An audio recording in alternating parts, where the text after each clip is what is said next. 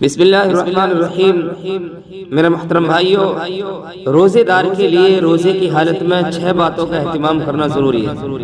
علماء کرام نے روزے کے آداب میں یہ 6 باتیں تحریر فرمائی ہیں، لکھی ہے کہ ان کا اہتمام کرنا روزے دار کے لیے بہت ضروری ہے، اور اگر ہم نے ان 6 باتوں کا اہتمام کر لیا تو پھر حقیقت میں ہمارا روزہ ہوگا، اور پھر اس روزے سے ہماری زندگی بدلے گی اور ہمارے اندر تقوی آئے گا۔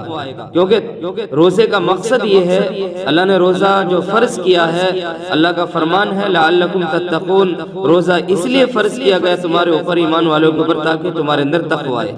تو جب روزے دار ان 6 باتوں کا اہتمام کرے گا تو انشاءاللہ اس کی زندگی میں ضرور تقوی آئے گا اور اس سے اس کی زندگی بدلے گی۔ پہلی چیز علماء کرام نے لکھی ہے کہ روزے دار کے لیے ضروری ہے کہ اپنی آنکھوں کی حفاظت کرے، کسی بے محل جگہ پر نگاہ نہ پڑے، یہاں تک کہ روزے کی حالت میں بیوی پر بھی شہوت کی نگاہ نہ پڑے۔ تو پھر اجنبی عورت کا کیا ذکر، غیر محرم کا پھر کیا ذکر؟ جو اللہ کے ڈر کی وجہ سے اپنی نگاہوں کو روک لے گا غلط جگہ پر پڑنے سے، اللہ اس کو ایمان کی لذت نصیب فرمائیں گے، عطا فرمائیں گے، اس کے دل میں ایمان کی لذت محسوس ہوگی اور اس کے عبادت میں مزہ آئے گا۔ اور اللہ کے نبی کا فرمان ہے کہ نگاہ شیطان کی تیروں میں سے ایک تیر ہے، جہاں تک انسان کی نگاہ پہنچ جاتی ہے انسان خود وہاں تک پہنچ جاتا ہے۔ اور اسی طرح کسی لاہو لہیب کھیل کود کی جگہ پر بھی ہماری نگاہ نہ پڑے، تو ہمارے لیے ضروری ہے کہ ہم اپنی نگاہ کی حفاظت کریں۔ دوسری چیز علماء کرام نے لکھی ہے کہ اپنی زبان کی حفاظت کریں، زبان کی حفاظت کریں، جھوٹ سے، غیبت سے، چغلی سے، بکواس سے، بدگوئی سے، بد کلامی سے، فحش اور گندی باتوں سے، جھگڑے کی باتوں سے اپنی زبان کی ہم حفاظت کریں۔ غیبت، اللہ کے نبی کا فرمان ہے الغیبۃ اشد من الزنا، کہ غیبت کرنا یہ زنا سے بھی بڑا گناہ ہے۔ اللہ کے نبی صلی اللہ علیہ وسلم کا ارشاد ہے کہ روزہ ڈھال ہے جب تک آدمی اس کو پھاڑ نہ ڈالے۔ صحابہ نے معلوم کیا یا رسول اللہ روزہ کس چیز سے پھٹ جاتا ہے؟ تو اللہ کے نبی نے فرمایا جھوٹ اور غیبت سے روزہ پھٹ جاتا ہے۔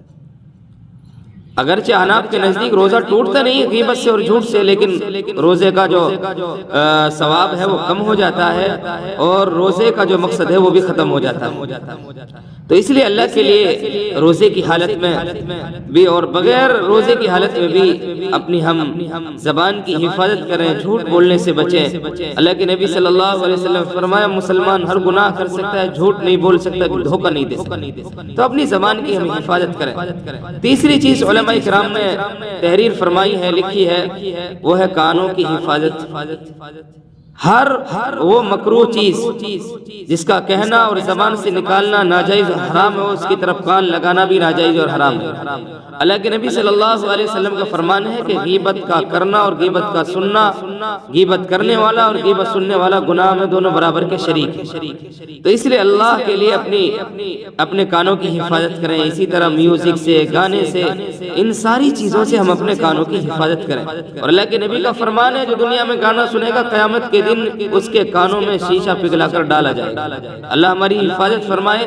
تو تیسری چیز وہ کانوں کی حفاظت ہے کہ ہم کان سے کوئی ایسی چیز نہ سنیں جس کا سننا ناجائز اور حرام ہے۔ اور چوتھی چیز وہ دوسرے جسم کے حصے ہیں، اعضائے بدن ہیں، پارٹس آف باڈی ہیں، مثلاً ہاتھ اور اسی طرح پاؤں ہے، کہ ہاتھ سے ہم کسی ناجائز چیز کو نہ پکڑیں، پاؤں سے ہم کسی ناجائز چیز کی طرف چل کر نہ جائیں، اور اسی طرح پیٹ ہے کہ اس میں مشتبہ مال اس کے بارے میں شک ہے کہ بھئی یہ حرام ہے یا حلال ہے، وہ بھی نہ جائے۔ اسی طرح ہم روزے کے وقت ہم حلال پاک یہ چیز سے ہم روزہ افطار کریں، حرام چیز سے ہم افطار نہ کریں۔ بہتر ہے کہ پانی سے، سادہ پانی سے افطار کریں، اور یا پھر کھجور سے ہم افطار کریں، دوسری چیزوں سے نہ کریں، بہتر ہے سادہ پانی استعمال کیا جائے۔ تو چوتھی چیز اپنے جو دوسرے حصے ہیں جسم کے، ہم ان کی حفاظت کریں، ہاتھوں کی، پیروں کی اور پیٹ کی۔ اور پانچویں چیز یہ ہے کہ حلال مال سے بھی اتنا نہ کھائے کہ آدمی بالکل شکم سیر ہو جائے، پیٹ بھر جائے کہ یہ روزے کے مقصد کے خلاف۔ اصل چیز کیا ہے کہ بھوکا رہنا یہ اللہ کو پسند ہے۔ امام غزالی رحمۃ اللہ علیہ فرماتے ہیں کہ جب بھی میں بھوکا رہا میرے اوپر علم کا دروازہ کھلا۔ جب آدمی پیٹ بھر کے کھا لے گا، اتنا کھا لے گا کہ اس کو کھٹی ڈکاریں آنے لگے تو پھر روزے کا مقصد ہے وہ فوت ہو جاتا ہے۔ اتنا نہ کھائے، نہ سحری میں نہ افطاری میں۔ سحری ضرور کریں کہ برکت کی چیز ہے، اللہ کے نبی نے فرمایا سحری کھایا کرو کہ اس میں برکت ہے، ضرور کھائیں ہم، لیکن اتنا نہ کھائیں کہ پھر پورے دن ہم کھٹی ڈکاریں لیتے پھریں۔ تو پانچویں چیز کہ حلال مال سے بھی اتنا نہ کھائیں کہ بالکل شکم سیر ہو جائے، پیٹ بھر جائے، سانس لینے کی بھی جگہ نہ رہے۔ اور چھٹی چیز یہ ہے جو علماء کرام نے تحریر فرمائی ہے کہ روزہ رکھنے کے بعد اس بات سے ڈرتا رہے کہ میں نے روزہ تو رکھ لیا، کہیں ایسا نہ ہو کہ یہ روزہ اللہ کے دربار میں قبول ہے کہ مردود ہے۔ ہر عبادت کے ختم پر ہمیں اسی طرح سوچنا چاہیے کہ کہیں ایسا نہ ہو، ایسا تو نہیں ہوا کہ میری کسی کمی کی وجہ سے، گناہ کی وجہ سے، غلطی کی وجہ سے یہ جو روزہ ہے یا میں نے جو یہ عبادت کی ہے یہ اللہ نے مردود قرار دی ہو، اللہ نے اس کو قبول ہی نہ کیا ہو۔ اس لیے میرے بھائیو ہم روزہ رکھ کر بھی اس بات سے ڈرتے رہیں کہیں ایسا نہ ہو کہ یہ ہمارا روزہ اللہ کے دربار میں قبول ہی نہ ہو، کہیں یہ ہماری تلاوت قبول نہ ہو اللہ کے دربار میں۔